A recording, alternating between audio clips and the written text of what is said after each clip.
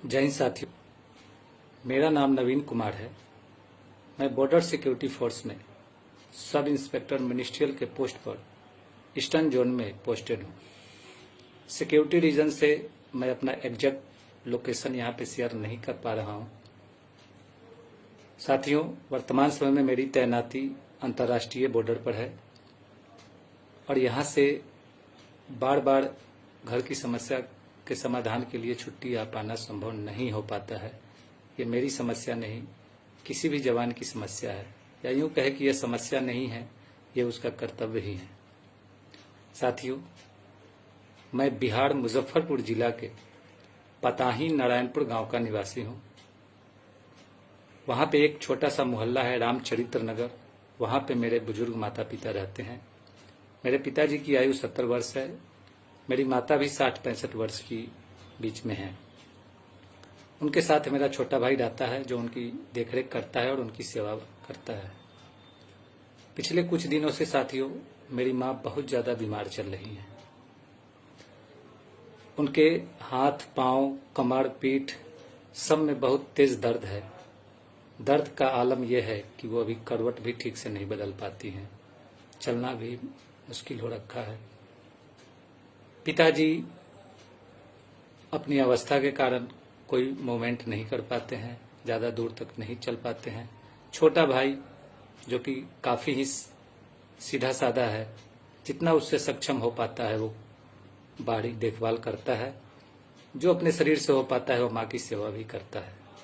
लेकिन मेरी माँ को अभी सेवा के साथ साथ डॉक्टर के इलाज की भी जरूरत है। अब साथियों, प्रश्न ये उठता है कि इलाज कराने के लिए ये वीडियो बनाने की क्या जरूरत है। तो ये मेरी लाचारी है। आज आलम यह है कि मैं अपनी माँ को इलाज कराने के लिए किसी नाते रिश्तेदार से भी आग्रह नहीं कर सकता। सामान्य दिन रहता तो कोई पड़ोसी भी आके इलाज कर देते हैं, जो संभव होता है वो मदद करते हैं। लेकिन आज स्थिति यह है कि मेरे मोहल्ला में 3 से 4 फीट पानी भरा है।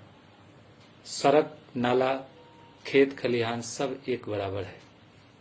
पानी निकासी का कोई उपाय अभी तक वहां पे नहीं हो पाया है। कोई गाड़ी या एम्बुलेंस या डॉक्टर या कोई भी नाता रिश्तेदार जो चाहे भी कि वो मेरी मदद कर सके तो मेरे घर तक नहीं जा सकता। और ये समस्या केवल मेरे घर की नहीं है, पूरे मोहल्ले की हो गई है। किसी के घर में बाहर से कोई कनेक्टिविटी नहीं है। तो फिर मैं क्या करूं? एक फौजी जो अंतर्राष्ट्रीय बॉर्डर पर अपने मातृभूमि की रक्षा कर रहा है, वो अपने जन्म देने वाली माता को तड़पता हुआ छोड़ दे? नहीं चाहते हुए भी ये वीडियो आज मैं बना रहा हूं। सुना है सोशल मीडिया में बहुत ज्यादा ताकत है, लोगों का मदद भी होता है। शायद यही एक आशा मेरे पास है, जिसके लिए मैं इस वीडियो के माध्यम से आप सभी के पास आ रहा हूं। कई हुक्मरान वहां पे मोहल्ला में गए भी थे। सुना है शासन प्रशासन के लोग भी गए थे। लेकिन सबने मोहल्ला वासियों के इस परिस्थिति पर अफसोस जताकर तथा कुछ उचित कार्रवाई करेंगे, इस तरीके का आश्वासन देकर उन्होंने अपने जिम्मेवारी का निर्वहन कर लिया है। सब कुछ हो गया है। नहीं हुआ तो केवल यह कि पानी बाहर नहीं जा सका। वो जहां है वहीं है और वो सरकर हमारे सरे गले सिस्टम को वहां पे उनका पोल खोल रहा है।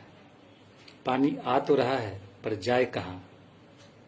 मोहल्ला वाले चाह कर भी अकेले इस समस्या का समाधान नहीं कर सकते जब तक इसमें प्रशासन इन्वॉल्व नहीं होगा और उनकी मदद नहीं की जाएगी। हर कोई विवश है और इसी विवशता में आज मेरी माँ भी लाचार है। सब कुछ होते हुए, सारे नाते रिश्तेदार परिवार होते हुए भी एक डॉक्टर तक मुहैया उसको नहीं कराया जा सकता। साथियों, अगर मेरी माँ को कुछ हुआ तो इस पूरे का जिम्मेवार वहां का सिस्टम होगा। वो हुक्मरान होंगे जिनके ऊपर एक आम नागरिक के समस्या को दूर करने की जिम्मेवारी होती है। साथियों, जब भी कोई अपने क्षेत्र से कोई नेता चुनाव जीतता है या फिर उसे कोई मंत्री का पद मिलता है, तो हम सभी चाहे दूर दूर ही क्यों न बैठे हों, खुश होते हैं कि चलो हमारे क्षेत्र से कोई ऊंचे पद पे गया है। ऐसे ही मेरी माँ भी खुश हुई थी, कहती थी कि चलो अपने क्षेत्र का एक नेताजी मंत्री बने हैं, अब रोड भी बनेगा, नाला भी बनेगा और अगले साल से शायद पानी की समस्या नहीं होगी। पर उस पगली को क्या पता था कि नेताजी एक बार पद मिल गए तो तुमसे मिलने नहीं आएंगे और ना ही रोड बनेगा ना नाला बनेगा। ऐसा ही हुआ, न रोड बना न नाला बना, पानी वैसे ही सड़कों पे सर कर वो अपना कर्तव्य पूरा कर रहा है। मित्रों, जब जब 15 अगस्त 26 जनवरी का दिन आता है तो पूरे देश में देशभक्ति गाने के साथ शहीदों को नमन किया जाता है। फौजी भाइयों के बारे में अच्छी अच्छी बातें कही जाती है। हमारे देश में एक बड़ा अच्छा प्रचलन है कि जब कोई शहीद हो जाए तो उसके नाम पे कुछ कैंडल जला लो, मोमबत्ती जला लो, मीडिया के सामने कुछ छोटी छोटी बाइट दे दो और जय हिंद जय भारत का नारा लगाकर कल से भूल जाओ। पर हम जैसे फौजियों का क्या, जो जीते जी अपनी पहचान के लिए तरस रहे हैं।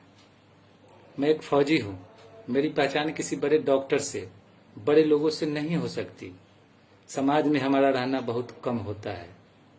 हम जहां तैनात होते हैं वहां सही टेलीफोन लाइन भी नहीं होता कि हम समाज के लोगों से जुड़ सकें। ये हमारी मजबूरी है, लेकिन हमारी इस मजबूरी का फल हमारे परिवार को न मिले। आज मेरी माँ इलाज के लिए तरस रही है। सुना है कई एनजीओ जो अच्छे काम करने के लिए जानी जाती हैं। अगर ये वीडियो किसी माध्यम से उन तक पहुंचता है तो आप सभी से मेरा ये विनती है कि कोई अच्छे डॉक्टर, कोई अच्छे वॉलंटियर या ब्लड टेस्ट करने वाले, जो लोग, जो भी पॉसिबल हो, अगर वो गंदे पानी में घुसकर कुछ करना चाहते हैं तो कृपया आप सभी मेरी माँ तक मदद पहुंचाएं, उनका इलाज कराएं। मैं आप सभी को यह आश्वासन देना चाहता हूं कि आप जन्म देने वाली मेरी माँ की रक्षा करिए और मैं इस मातृभूमि की रक्षा जैसे पहले से करता रहा हूं वैसे ही करता रहूंगा। हमें मातृभूमि की रक्षा के लिए हम एक बार भी नहीं सोचते हैं कि हमें अपनी जान देनी या दुश्मन की जान लेनी होगी। तो फिर मेरी माँ की रक्षा की जिम्मेवारी भी आप सभी को लेनी होगी। मैं मजबूर हूं, मैं अभी नहीं पहुंच सकता, लेकिन जो वहां लोग बैठे हैं वो मजबूर नहीं हैं। आप सभी से मेरी विनती है, एक आग्रह है कि मेरी माँ को प्लीज जो भी हो सके जल्द से जल्द इलाज दें। साथियों, जब हम भर्ती हुए थे तो हमें कहा जाता है कि एक फौजी साधारण इंसान नहीं होता, एक फौजी फौलादी होता है और उसे अपने निजी सुख और दुख में, भावनाओं में नहीं बहना चाहिए। ये सही है साथियों, मैं अपने निजी दुख के कारण रो नहीं सकता क्योंकि मैं एक फौजी हूं, लेकिन मेरा एक और परिचय है। मैं एक माँ का बेटा भी हूं, जिस माँ ने मुझे अपने गर्भ में रखा, इतने कष्ट से पाला। आज जब उसके कष्ट को दूर करने की जिम्मेवारी है मेरी, तो मैं मातृभूमि की रक्षा के लिए यहां तैनात हूं। कैसे इस मन को समझाऊं कि तू मत रो। मैं आंसू तो नहीं गिरा सकता, मैं रो नहीं सकता क्योंकि इस वर्दी पे आंसू शोभा नहीं देता, लेकिन इस हृदय में जो दर्द की तूफान उठ रही है उसे मैं कैसे समझाऊं, उसे क्या कहूं। खैर साथियों, इन्हीं शब्दों के साथ कि इस वीडियो के माध्यम से मेरी माँ को इलाज पहुंचेगा और अगर ये वीडियो हुक्मरानों तक पहुंचता है, शासन प्रशासन तक पहुंचता है, तो जल्द से जल्द मोहल्ला से, उस एरिया से पानी निकालने की उचित कार्रवाई करेंगे। अगर उनके अंदर एक फौजी के प्रति थोड़ी भी इज्जत की भावना है तो जल्द से जल्द उस मोहल्ला का भ्रमण करेंगे। हालांकि भ्रमण उन्होंने पहले भी किया है, एक बार फिर से भ्रमण करने का कष्ट करेंगे और इस बार पानी निकालने की भी व्यवस्था करेंगे। आश्वासन केवल नहीं देंगे। इन्हीं आशा के साथ कि मेरी माँ का इलाज भी होगा और वहाँ का पानी भी निकलेगा, मैं आप सभी को धन्यवाद देता हूं कि मेरे इस वीडियो को आप सभी ने पूरा सुना। आशा करता हूं कि इस वीडियो के माध्यम से मेरी माँ तक इलाज पहुंचेगा।